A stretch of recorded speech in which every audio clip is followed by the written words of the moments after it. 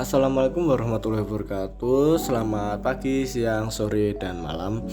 Jadi pada kesempatan kali ini saya akan menjelaskan tentang Golden Rules of Interface Design.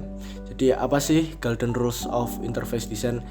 Ini adalah suatu konsep panduan dalam membuat suatu rancangan antarmuka pada aplikasi untuk menjadikan pedoman bagi perancangan UI atau antarmuka aplikasi yang baik.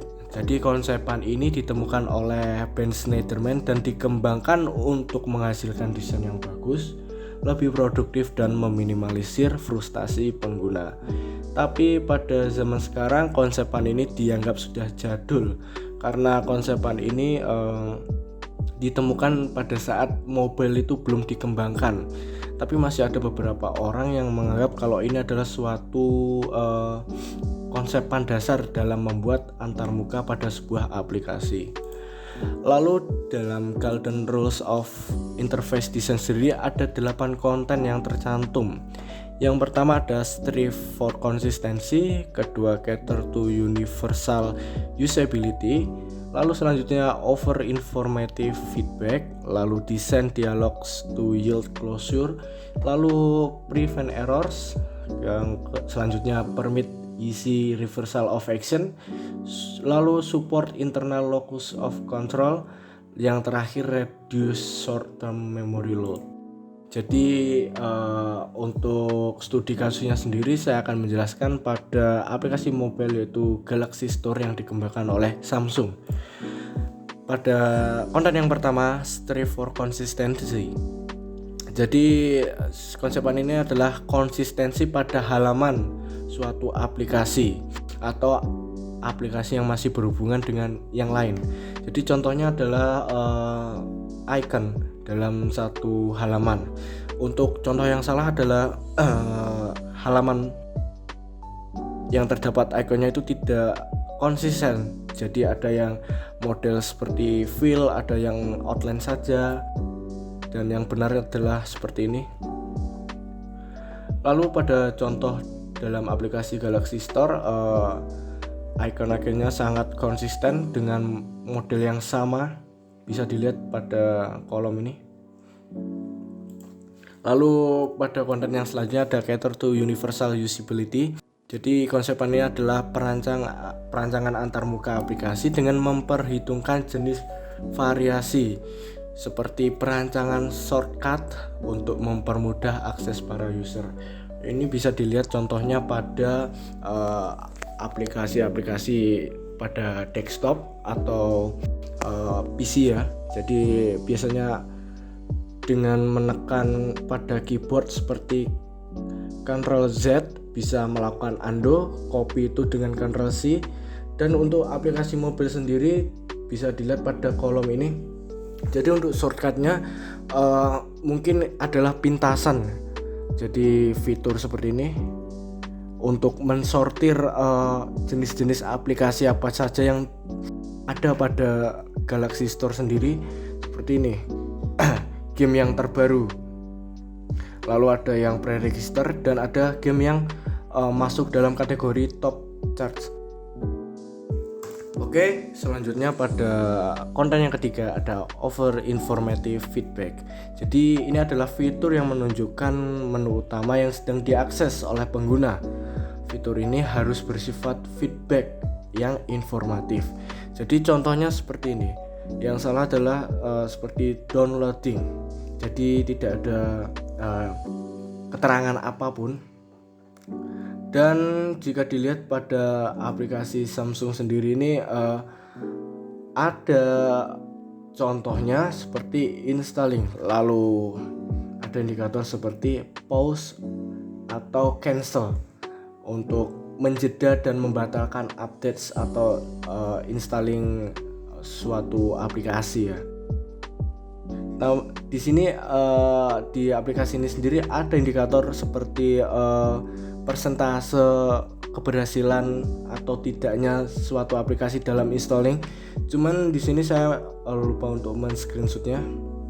Mungkin yang HP-nya Samsung bisa dicek di bagian notifikasi, nanti akan muncul. Di konten selanjutnya ada design dialogues to yield closure. Jadi untuk poin ini sebenarnya masih termasuk dalam bagian informatif feedback ini ya. Jadi kalau dalam design dialogues to yield closure ini setelah proses ini, jadi setelah update ini ada namanya fitur untuk uninstall. Jadi ini ketika sudah terinstall, lalu ini ketika kita akan menguninstall. Jadi di sini pengertiannya dengan menyampaikan bahwa proses yang dijalankan oleh user itu sudah selesai dan apakah akan dilakukan aksi selanjutnya. Lalu di konten selanjutnya ada prevent errors. Jadi konsep ini menjaga agar user tidak melakukan kesalahan dalam menjalankan proses. Biasanya berupa petunjuk yang diberikan dari aplikasi kepada user. Contohnya seperti saat kita akan melakukan pendaftaran email ini ya. Jadi misal email kita masukkan dan password kita masukkan, lalu dari email atau password yang kita masukkan itu salah, maka akan muncul keterangan password error seperti ini. Nah, pada aplikasi Galaxy Store sendiri ini ada contohnya seperti waktu kita tidak terkonek pada internet, maka akan menunjukkan notifikasi network unavailable. Lalu akan ada aksi retry yang bisa diklik di sini untuk memastikan bahwa user bisa melakukan percobaan lagi. Di konten selanjutnya ada permit easy reversal of action. Jadi fitur ini merupakan fitur yang dapat diakses pengguna untuk memperbaiki kesalahan pada aplikasi. Contohnya seperti undo dan fitur tombol back. Jadi di contohnya ini seperti misal kita telah mengirimkan pesan, maka di pesan yang telah kita kirim ada opsi copy untuk menyalin, lalu ada unsend. Nah, ini unsend ini adalah aksi yang dapat diperbaiki saat kita melakukan kesalahan. Jika kita ingin menarik pesan, maka kita klik unsend.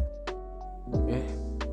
Pada aplikasi Galaxy Store sendiri, misal kita masuk ke satu halaman dan kita akan kembali, maka akan muncul ini dan kita bisa klik, maka dia akan kembali ke halaman yang awal. Dan selanjutnya ada support internal locus of control. Jadi di sini adalah kebebasan user dalam memilih dan menyesuaikan tampilan sesuai dengan kemauan dan preferensi user itu sendiri. Untuk contoh sederhananya, misal pada mobile dan desktop mungkin ya, itu ada yang namanya light mode, lalu ada juga dark. Jadi user bebas untuk memilih antara mode terang atau mode gelap. Nah, pada aplikasi Galaxy Store itu sendiri, user diberi kebebasan untuk memilih auto update apps, itu bisa using wifi only atau menggunakan wifi saja. Lalu auto play video itu bisa diatur pakai wifi atau mobile data, ataupun bisa dinonaktifkan. Nah, untuk contoh yang lain ada di privacy notice atau get news and special offers. Jadi ini bisa diaktifkan atau dinonaktifkan. Jadi dalam keseluruhan setting pada aplikasi Galaxy Store atau aplikasi apapun itu sudah termasuk dalam support internal locus of control. Yang selanjutnya dan yang terakhir adalah reduce short-term memory load. Jadi ini adalah pemusatan pada desain tata letak menu dan tombol. Jadi dengan menerapkan poin ini, harapan dari developer adalah user tidak perlu mengingat data yang harus diinput ke sistem. Jadi contoh sederhananya, jika kita akan login pada suatu aplikasi atau website ya, kita akan diharuskan untuk menginput sebuah email dan password. Jadi saat sebelum atau sudah kita klik login ini akan ada opsi stay login. Jadi apabila kita klik, saat tidak sengaja atau sengaja kita keluar dan akan masuk kembali pada aplikasi, itu akan otomatis masuk pada aplikasi. Karena apa? Karena data yang harusnya kita input itu sudah tersimpan pada sistem. Nah, contoh dari reduce short term memory load pada aplikasi Galaxy Store ini adalah ini seperti shortcut 3 ini, yang adalah fitur yang sering digunakan oleh user. Jadi tujuannya adalah sebagai pengingat.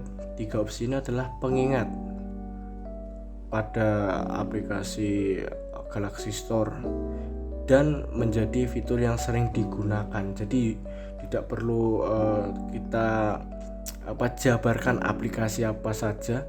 Jadi cukup menekan games, misal kita akan muncul tampilan games lalu aplikasi, maka akan otomatis tersortir pada aplikasi. Begitu juga menu. Jadi mungkin itu saja yang dapat saya sampaikan pada penjelasan tentang golden rules of interface design. Apabila ada kesalahan kata yang tidak berkenan, saya mohon maaf. Wassalamualaikum warahmatullahi wabarakatuh.